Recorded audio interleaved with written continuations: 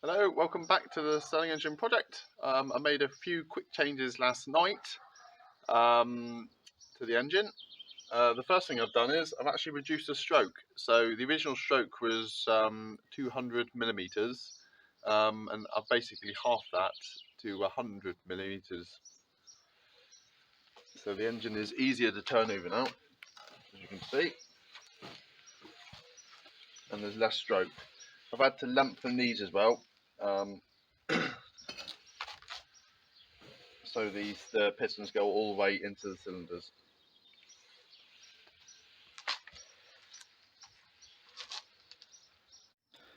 Right, so now if we look at the pressure gauge while I'm turning it over, a bit of a juggling act because I've got one hand turning the engine over, one hand on the camera. You'll see that the pressure is now just slightly over half a bar. So I've reduced the compression ratio to roughly 1 to 1.5. Right, so we'll put a fire in it in a minute. One thing I forgot to say, I've changed the non-return valve as well. This is a plumbing type fitting. So what I've done is to reduce the spring pressure tension. I've actually took the inners out and just cut some of the spring off, so it's just nice and light. So it'll let air into the engine, but won't let it out. Okay, right, we can put a fire on the thing now and see what happens this time.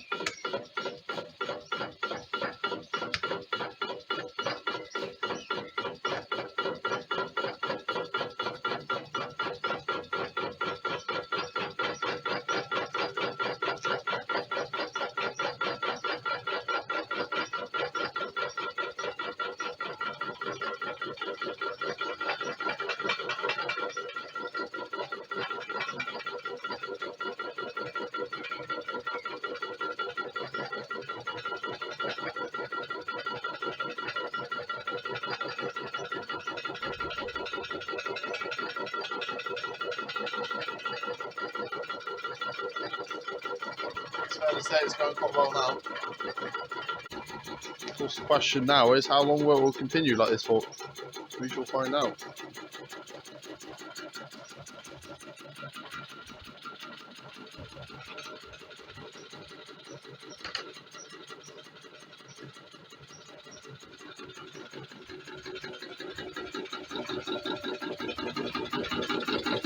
I've been using the watering can to wet cylinder just to try and increase the temperature differential. It seems to have a slight effect. I've also been putting a dab on here really to protect the leather seal on the other side. Saying that, it's not actually that hot in the grand scale of things, so maybe it doesn't need it.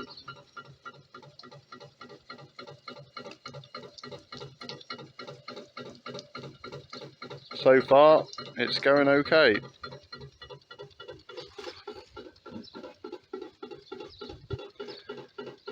Of course, now there's a big question mark about the crank angle.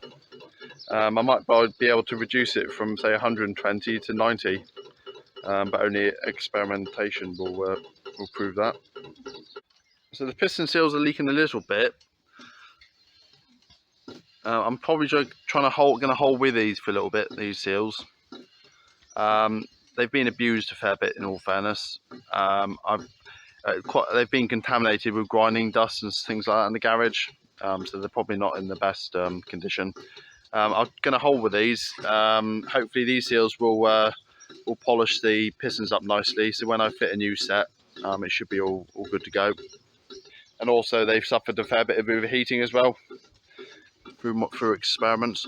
One good thing about reducing the stroke, I think possibly, is that less heat is actually put on the seals, because it's a much smaller length for the piston is going to be touching the leather seals. Hopefully the leather seals will be cooler. I think the hot side probably needs insulating, but also I think it needs some perhaps a water jacket here to protect the seals a little bit, just to keep the temperature down right at the end. And the cold side, I think it's going to have a water jacket. Even just a simple tank that you fill up with water would help the situation.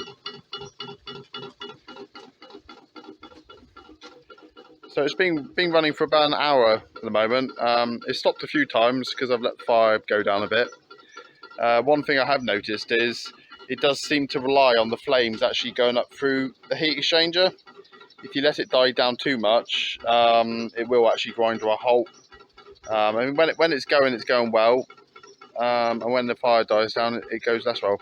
I'm wondering whether actually just to try running it on coal, actually, just for experimental reasons. I suppose you should get more heat out of the coal than wood. But all in all, it's not too bad at the moment. I'm probably going to leave it there for the day and see what you think, see what you can come back with.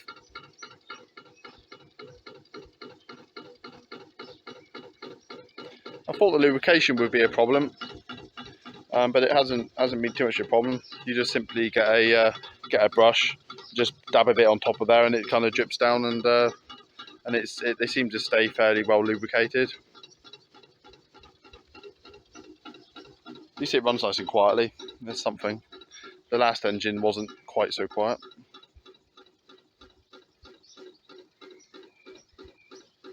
Alright, there you go. That's that for the day. See you later.